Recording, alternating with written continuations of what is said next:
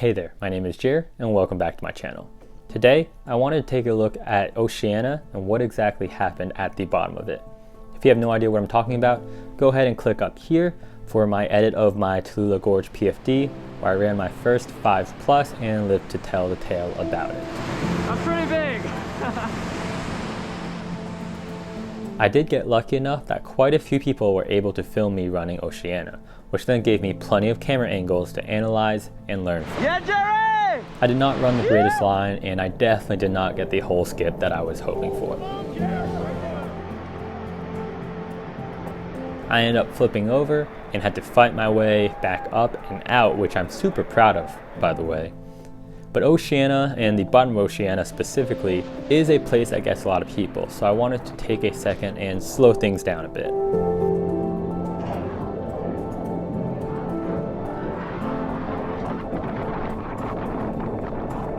Starting from the top of the rapid, I think this all looks good. It's only after I hit the rooster tail that things started going sideways.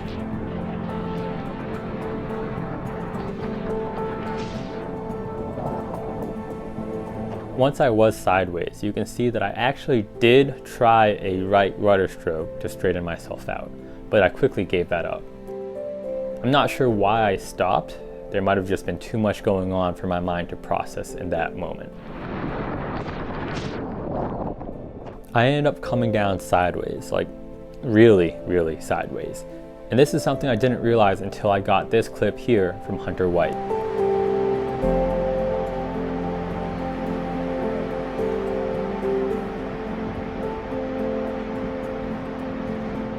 With this kind of boat angle, of course I couldn't get a whole skip. Come on, Jerry! Come on, Jerry. Come on, Jerry. Come on, Jerry.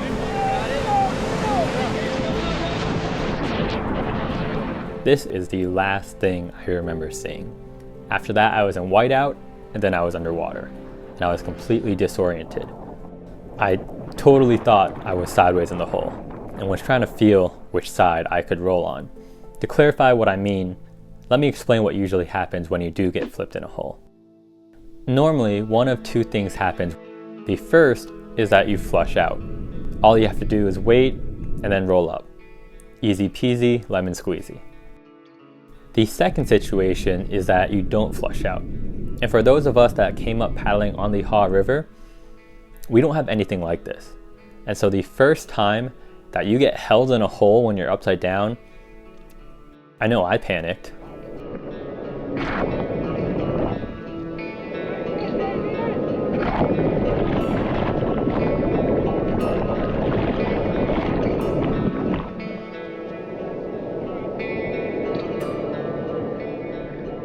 The way to get out of the situation is to use the power of the water to your advantage.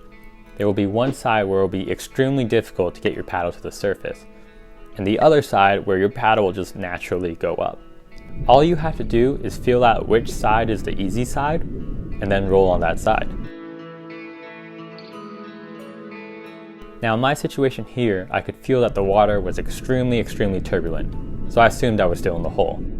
I began feeling on both sides, and neither side felt right.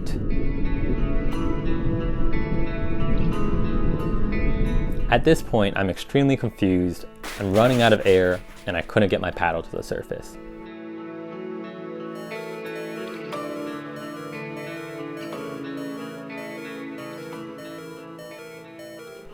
Unknown to me, I was actually out of the hole and in this weird eddy.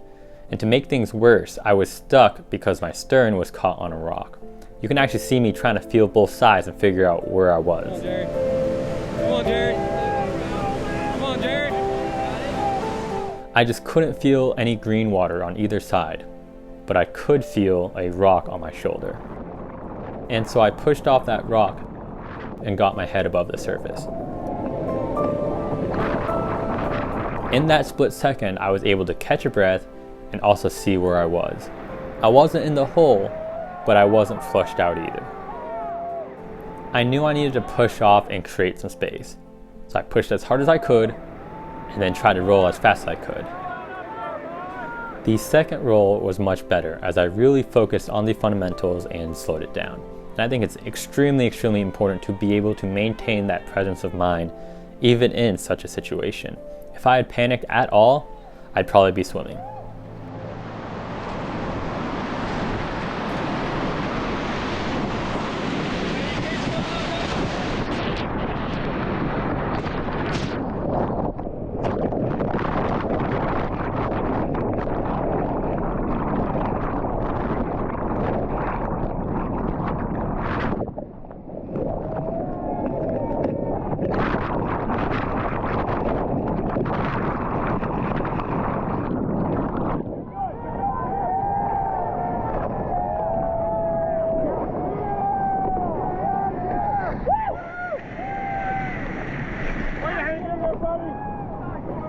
Oh man, I thought it was done. So, what's the takeaways here? Takeaway number one is don't panic. Obviously, none of this went the way that I wanted it to go, but if I had not maintained at least some kind of clarity and presence of mind, who knows how this would have ended. All of the stuff that I was doing required me to use brain power and processing power, and when you're in a panic, all of that just disappears.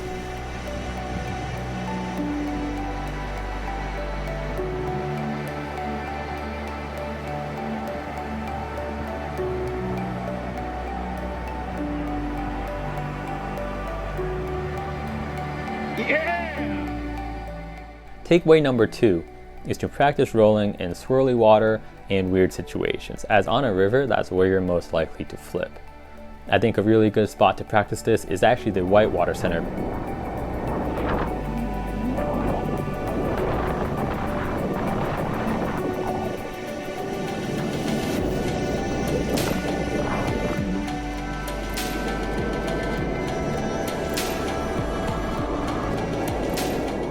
Takeaway number three is to practice your hole escape skills.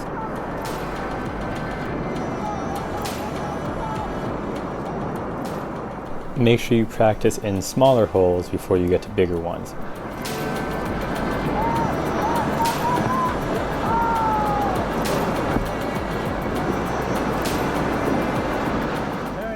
That way, when you do fall into a big hole, you're able to work your way out of it.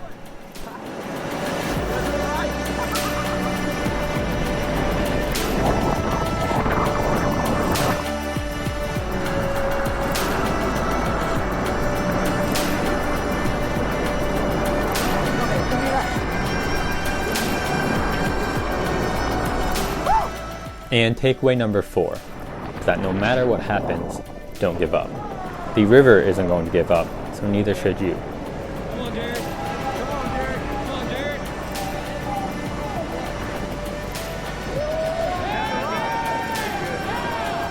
Failing is okay. Come on, more. Giving up is not.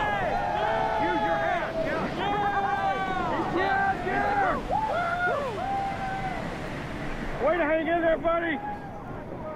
Oh man, I thought it was done! So that about wraps things up. Thank you all for watching, and I'll see you on the river.